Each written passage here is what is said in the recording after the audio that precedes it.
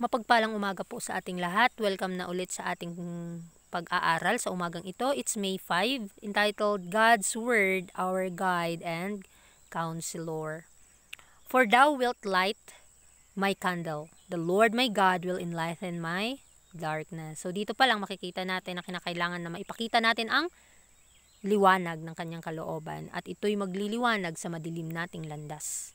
God's Word is our light. It is Christ's message to His heritage, who have been bought with the price of His blood. It was written for our guidance, and if we make this Word our counselor, we shall never walk in strange paths.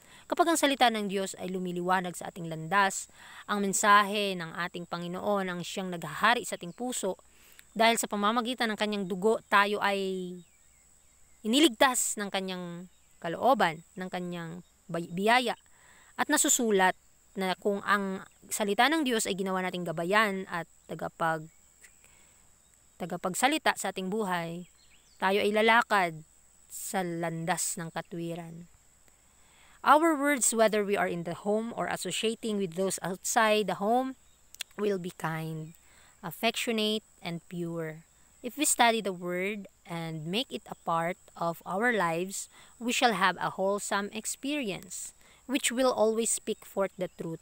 We shall search our hearts diligently, comparing our daily speech and tenor of life with the Word, that we may make no mistake. So, ang ating mga salita, saan man tayo magpunta, sa tahanan man o sa ating mga kasamahan, sa labas ng bahay, kinakailangan tayong maging mabuti at mabait sa kanila. Dahil ito'y nagpapakita ng kabanalan sa puso. Kung tayo ay nag-aaral ng mga salita ng Diyos, ito po ay magiging parte ng ating buhay. At makakaramdam tayo at makakaranas tayo ng mga eksperyensya na nanggagaling sa langit. Eksperyensya ng tunay na Kristiyano. Kapag lagi na nating sinasalita ang patungkol sa katotohanan, ito po yung magbibigay sa atin ng gabay kung paanong lumakad sa katwiran ng ating Panginoon. At kapag tayo ay palaging sinasaliksik ang ating mga puso ng may kasipagan, kinukumpara natin ang ating araw-araw na mga salita sa buhay. Ito ba ang ating mga boses, sa ating mga iniisip, sa ating mga puso, kung ito ba'y nakaugnay sa ating Panginoon? Naway may pakita nga talaga natin sa buhay natin ang katotohanan para hindi masayang ang mga katotohanan sa ating mga isipan na ito'y tinanim ng ating Panginoon at naway magbunga ng kanyang katwiran. Dahil ang kanyang mga salita ay nagpapatunay kapag lalakad tayo dito, hindi tayo magkakamali. Tayo ay makakapanagumpay.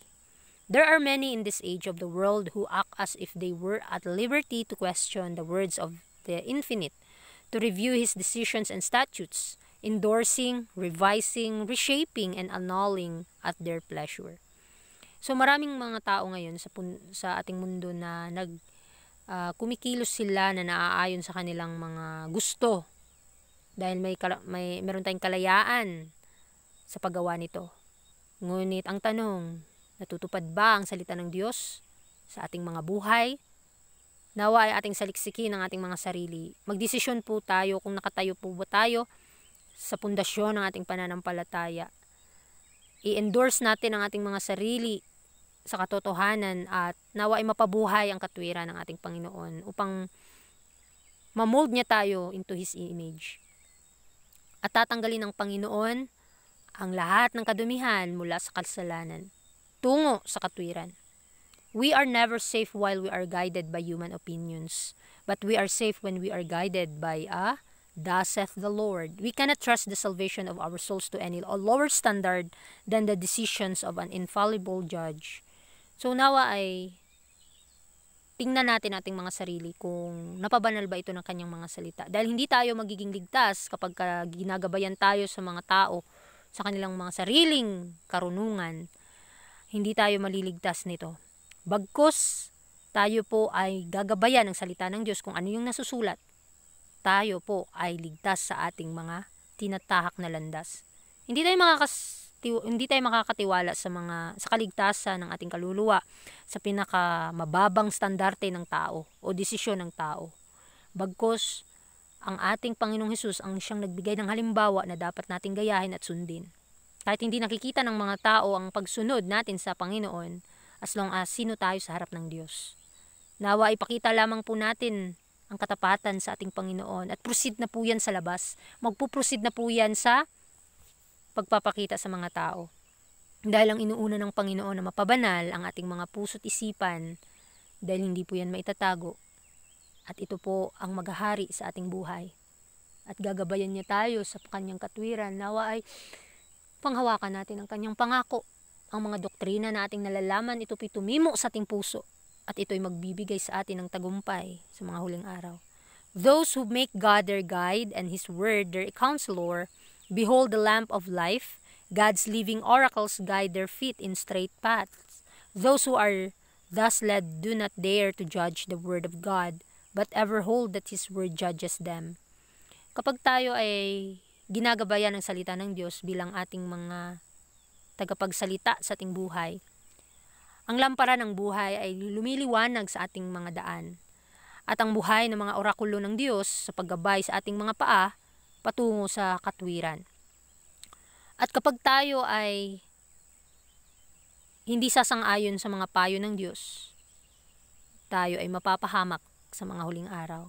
Kaya kinakailangan na makipag-cooperate po tayo sa gawain ng banal na Espiritu sa ating mga puso upang ang paggabay at kanyang katotohanan ay maghari sa ating mga puso. They get their faith and religion from the word of the living God. It is the guide and counselor that directs their path. The word is indeed a light to their feet and a lamp to their path.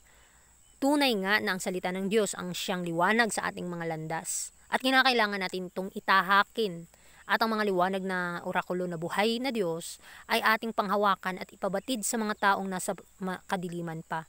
At kung ito'y kanilang makikita, makikilala nila ang ating Panginoon, ang ating Diyos, at ang ating tagapagligtas.